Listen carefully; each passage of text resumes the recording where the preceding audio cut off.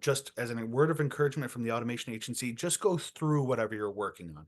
If it's an email, push it all the way through and get all the way to the end. Remember, nothing's going live to anybody without publishing, right? So don't stress out about going all the way to the very end when you're on this page. That's what makes it go live. And even if you do click on that, right? Let's say I just made this landing page that has nothing on it live right now and I completely exit. We are the only people on this planet that know this landing page exists, right?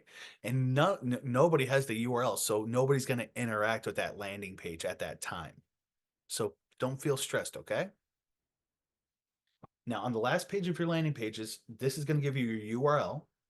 This URL can be edited because Keap does have the ability of connecting your Keap application with your domain. This allows the landing pages to actually have your URL for your company listed on there. It's a really cool option.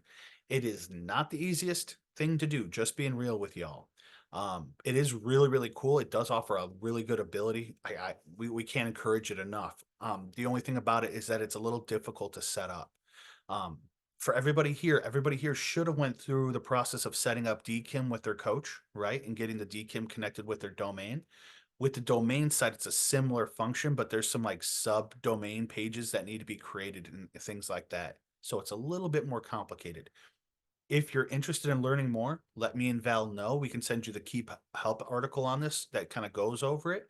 And you can let us know if you need a little bit more on hands help support. Okay. All right.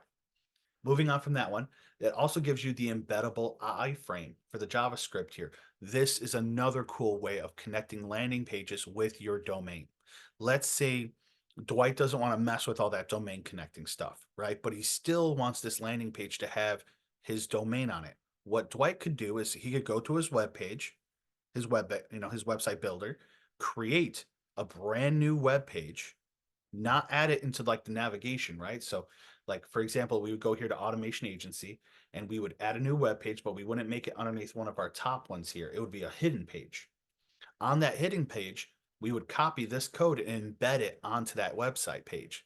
And then the only thing that'll be shown is this landing page on it. And that's how we can also drive people back. A cool option with that is that because it's seen as a not a menu window of the website, it gives you guys organic SEO growth. So there's a really cool benefit to that side as well. And that's the two ways we can get to interact with the landing page. Either we send them the URL or we embed it someplace for us to have. Not too bad, right? Any final thoughts on landing pages before we move on? Nope, everybody feels good. Cool. This little spot is important. People feel like feedback is like the Simpsons where they put the suggestions and it went down into the furnace to keep the power plant warm. That's not true for Keap. Okay. There are teams of people at Keap whose job it is to listen to Rebecca, to Chris, to Val, to Sergio, to Dwight, to listen to our feedback and to make that useful for Keap's product team. So if there's any challenges that you see in any part of the Keap application, landing pages included here, send them feedback.